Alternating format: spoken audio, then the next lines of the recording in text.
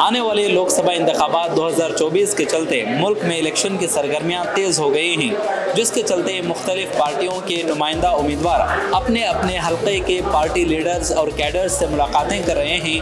आज बेंगलुरु सेंट्रल में खासकर शांतिनगर इलाके में शांतिनगर के MLA यानी हारिस और पार्टी के कांग्रेस की जानिब से उम्मीदवार MP कैंडिडेट मंसूर अली खान की पार्टी के बूथ लेवल कैडर्स के साथ एक कन्वेंशन का इनेकाद किया गया है, जिसमें आने वाले इलेक्शन को लेकर के उनकी क्या कुछ मनसूबाबंदी हो सकती है उसके ताल्लुक से बातचीत की जा रही है।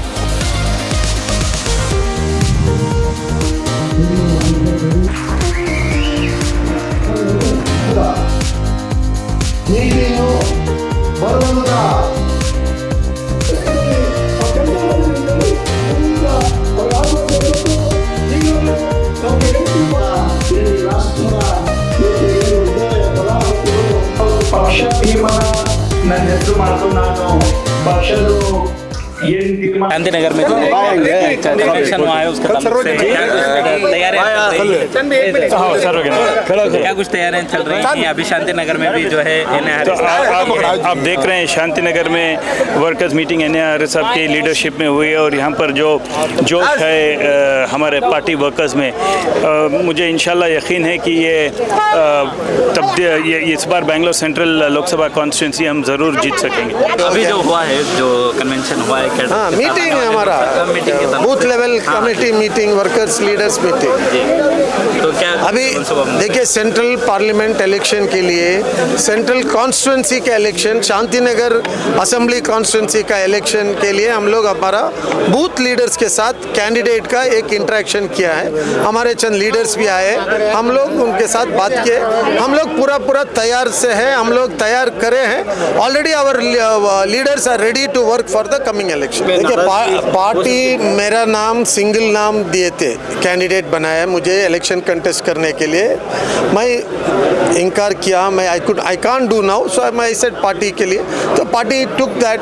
मोहम्मद भी कैंडिडेट था, उसमें कुछ नहीं। हम लोग पार्टी के सिपाही हैं, जो भी पार्टी डिसीजन करेगा हम लोग फॉलो करेंगे। इसमें टिकट देने तक, कैंडिडेट सेलेक्ट करने तक बहुत लोग कैंडिडेट्स रहते हैं।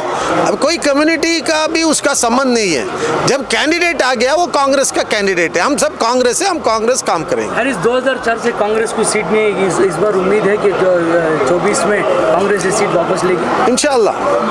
इस बार कांग्रेस जीतना है, और कांग्रेस के लिए नहीं, इस मुल्क के लिए हमको जीतना है। I think the way Congress party had committed before the elections about the 5 guarantees, all the 5 guarantees have been executed in full spirit. This is the same Bharatiya Janata Party which used to make fun of our guarantees. Modi ji himself used to say it's a fake guarantee. Today, looking at the way we've delivered, Modi ji started a new concept called Modi ki guarantee, and I think that's a 100% fake guarantee. What we've committed, we've delivered, and I'm sure people of Karnataka will vote for the Congress landslide. The BJP slogan is very old. BJP in Karnataka said ab ki baar 150 par. What happened? In Haryana they said ab ki baar 75 par. What happened? In UP, see, BJP's got a habit of making false narrative. My concern is that the petrol prices should not touch 400 in the Bharatiya Janata Party. So it's a very clear election. Congress will win landslide in Karnataka. ಇವತ್ತು ನಮ್ಮ ಶಾಂತಿನಗರ ವಿಧಾನಸಭಾ ಕ್ಷೇತ್ರದ ಕಾರ್ಯಕರ್ತರ ಸಭೆಯನ್ನು ನಮ್ಮ ಶಾಸಕರಾದಂಥ ಹರಿಸಣ್ಣನವರು ಕರೆದಿದ್ದರು. ಪ್ರತಿ ನಮ್ಮಲ್ಲಿ 198ರಿಂದ 201 ತನಕ ಅಡಿಷ್ನಲ್ ಬೂತು ಸೇರಿ ಒಟ್ಟು 201 ಬೂತ್ಗಳು ಬರ್ತವೆ. 201 ಬೂತಿನ ಪ್ರೆಸಿಡೆಂಟು, ಡೆಲಿಗೇಟ್ಸು ಮತ್ತು ಮೆಂಬರ್ಸು ಎಲ್ಲರೂ ಕೂಡ ಇವತ್ತು ನಾವು ಸೇರಿ ಒಂದು ತೀರ್ಮಾನವನ್ನು ತಗೊಂಡ್ವಿ.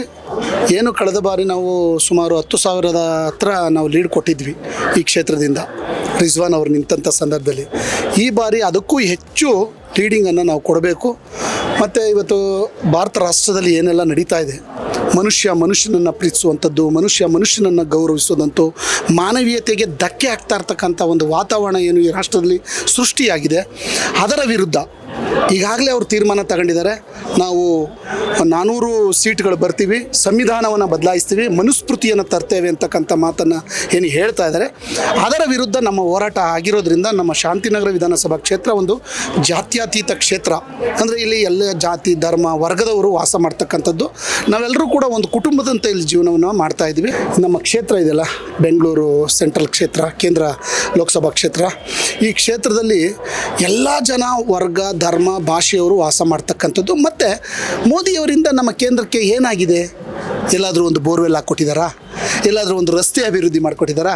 ಸ್ಮಾರ್ಟ್ ಸಿಟಿಯ ಅಡಿಯಲ್ಲಿ ಯಾವುದಾದ್ರೂ ರಸ್ತೆಗಳನ್ನು ನಮ್ಮ ಕೇಂದ್ರ ಲೋಕಸಭಾ ಕ್ಷೇತ್ರದಲ್ಲಿ ಅಭಿವೃದ್ಧಿ ಮಾಡಿದ್ದಾರಾ? ಈಗ ಅವರ ಅಭ್ಯರ್ಥಿಯನ್ನು 3 ಬಾರಿ ಗೆಲ್ಸ್ಕೊಟ್ಟಿದ್ದಾರೆ ನಮ್ಮ ಜನ. ಅವ್ರಿಗೆ ಕಷ್ಟಗಳನ್ನು ಕೆಲಸಗಳನ್ನು ಅಭಿವೃದ್ಧಿಯನ್ನು ಏನು ಮಾಡಿಕೊಟ್ಟಿದ್ದಾರೆ? ಮೋದಿಯವರು ಏನು ಮಾಡಿದ್ದಾರೆ? ಮೋದಿ ನೋಡು ಓಟ್ ಹಾಕಿ, ಮೋದಿ ನೋಡು ಓಟ್ ಹಾಕಿ. ಮೋದಿ ಏನು ಮಾಡಿದ್ದಾರೆ? ರಾಮ ಮಂದಿರ ಹೊಟ್ಟೆ ತುಂಬಿಸ್ತದ? ನಾನು ದಿನ ದೇವಸ್ಥಾನಕ್ಕೆ ಹೋಗ್ತೀನಿ, ಪೂಜೆ ಮಾಡ್ತೀನಿ, ಮನೇಲಿ ಪೂಜೆ ಮಾಡ್ತೀನಿ, ಎಲ್ಲ ಮಾಡ್ತೀನಿ. ನಾನು ರಾಮನ ಭಕ್ತನೇ. ಹಾಗಂದ ಮಾತ್ರಕ್ಕೆ ರಾಮನ ಒಂದು ದೇವಸ್ಥಾನವನ್ನು ಕಟ್ಟಿಬಿಟ್ಟು ಜನಗಳಿಗೆಲ್ಲ ಹೊಟ್ಟೆ ತುಂಬಿಸುವಂಥ ಪೊಳ್ಳು ಮಾತನ್ನು ಹೇಳಿದ್ರೆ ಹೊಟ್ಟೆ ತುಂಬುತ್ತಾ? ಅದರಿಂದ ಈ ಬಾರಿ ಖಂಡಿತವಾಗ್ಲೂ ನಾವು ಕೇಂದ್ರ ಲೋಕಸಭಾ ಕ್ಷೇತ್ರದಲ್ಲಿ ಖಂಡಿತವಾಗ್ಲೂ ಮನ್ಸೂರ್ ಅಲಿ ಖಾನ್ ಅವರು ಯುವಕ ಇದ್ದಾರೆ, ಮತ್ತು ಒಳ್ಳೆ ಎಜುಕೇಟೆಡು, ಆಮೇಲೆ ಎಜುಕೇಷನಿಸ್ಟು. ಬಡವರ ಸುಮಾರು ಮಕ್ಕಳುಗಳಿಗೆ ನಾನು ತಿಳ್ಕೊಂಡೆ, ಸುಮಾರು ಮಕ್ಕಳುಗಳಿಗೆ, ಬಡ ಮಕ್ಕಳುಗಳಿಗೆಲ್ಲ ಸ್ಕಾಲರ್ಶಿಪ್ ಕೊಡ್ತಕ್ಕಂಥದ್ದು, ಎಜುಕೇಷನ್ಗೆ ಪುಷ್ ಮಾಡ್ತಕ್ಕಂಥದ್ದು, ಈ ರೀತಿ ಎಲ್ಲ ಸಹಾಯ ಮಾಡಿದ್ದಾರೆ. ಮತ್ತು ತೆಲಂಗಾಣದಲ್ಲಿ ಒಳ್ಳೆ ಕೆಲಸ ಮಾಡಿ ನಮ್ಮ ಪಕ್ಷ ಬರಲಿಕ್ಕೆ ಅವ್ರದ್ದು ಒಂದು ಕೊಡುಗೆ ಇದೆ. ಅವರು ಯುವಕನಾಗಿ ಕಾಂಗ್ರೆಸ್ ಪಕ್ಷದಲ್ಲಿ ವಿದ್ಯಾರ್ಥಿ ಕಾಂಗ್ರೆಸ್ಸು, ಯೂತ್ ಕಾಂಗ್ರೆಸ್ಸು ಇವತ್ತು ಕೇಂದ್ರದ ಅಭ್ಯರ್ಥಿಯಾಗಿದ್ದಾರೆ.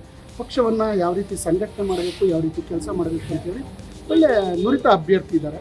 ಜೊತೆಗೆ ನಮ್ಮ ಶಾಸಕರಾದಂಥ ಹ್ಯಾರಿಸ್ ಅಣ್ಣನವರು ಅಷ್ಟೇ ಒಳ್ಳೆ ಎಬಿಲಿಟಿ ಇದೆ. ಯಾಕೆಂದರೆ ನಮ್ಗೆ ಹೇಳ್ತಾ ಇರ್ತಾರೆ ಅವರು, ನಮ್ಮ ಕಾಂಗ್ರೆಸ್ ಪಕ್ಷ ನಮ್ಮ ತಾಯಿ ಇದ್ದಂತೆ. ಅದರ ಅಡಿಯಲ್ಲಿ ಇವತ್ತು ನಾವೆಲ್ಲರೂ ಕೆಲಸ ಮಾಡ್ತೀವಿ, ಅವ್ರನ್ನ ಗೆಲ್ಸ್ತೀವಿ. ಈಗ ಪ್ರೆಸೆಂಟ್ MP PV ಮೋಹನ್ ಅವರು ಇದ್ದಾರೆ. ಅವ್ರು 15 ವರ್ಷದಿಂದ ಅವರೇ MP ಆಗಿದ್ದಾರೆ ಸರ್. ಅವರು OC Mohan sir, DC Mohan ಅಲ್ಲ ಸರ್, ಅವರು OC ಮೋಹನ್. ಅವ್ರು ಕೆಲಸ ಮಾಡಿದ್ದಾರೆ ಇಲ್ಲಿ ಕ್ಷೇತ್ರದಲ್ಲಿ. ಮುಖ ನೋಡಿಲ್ಲ ಸರ್, ನಾವು ಹುಟ್ಟು ಬೆಳೆದಿದ್ದಲ್ಲಿ ಅವ್ರ ಮುಖ ನೋಡಿ ನಾನು 5 ವರ್ಷದಲ್ಲಿ ಒಂದ್ಸತಿ ನೋಡಿಲ್ಲ ಸರ್. ಟಿವಿಯಲ್ಲಿ ನೋಡ್ತೀನಿ ಏನಾದ್ರು ತೋರ್ಸೋದು ಅಷ್ಟೇ ಹೊತ್ತು.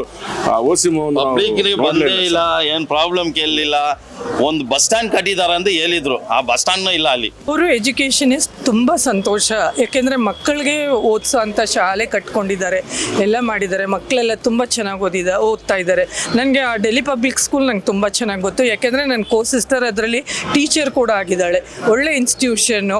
ಆ ಒಳ್ಳೆ ಇನ್ಸ್ಟಿಟ್ಯೂಷನ್ನ ಸ್ಥಾಪನೆ ಮಾಡಬೇಕಂದ್ರೆ ಒಳ್ಳೆ ಮನುಷ್ಯರಿಂದ ಇದ್ರೇ ಸ್ಥಾಪನೆ ಮಾಡೋಕ್ಕಾಗೋದು. ಅದರಿಂದ ಅವರು ಒಳ್ಳೆ ಮನುಷ್ಯರೇ. ದಯವಿಟ್ಟು ಅದನ್ನು ತಿಳ್ಕೊಂಡು ದಯವಿಟ್ಟು ಅವ್ರಿಗೆ ಮತ ಹಾಕಿ.